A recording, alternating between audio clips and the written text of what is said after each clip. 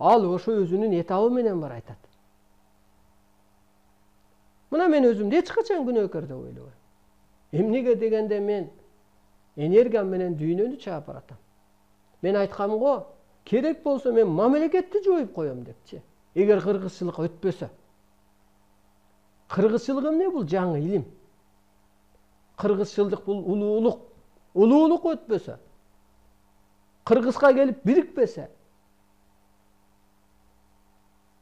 Бөлүп берип коем. Кудайдай эле. Көрсө, Кудай деген бул биз түшүнүп жүргөн аалам.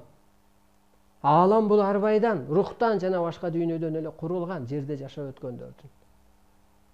Биздин корпусубуз бар, алардан айырмабыз.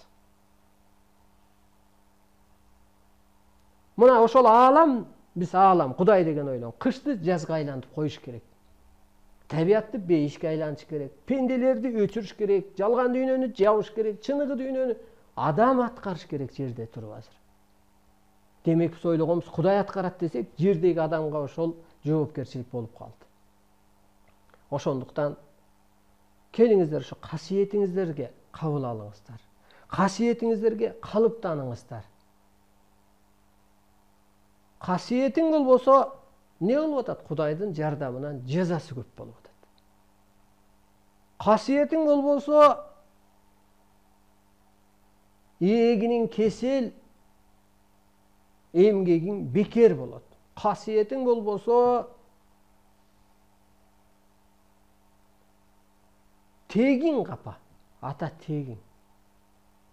Касиетиң болбосо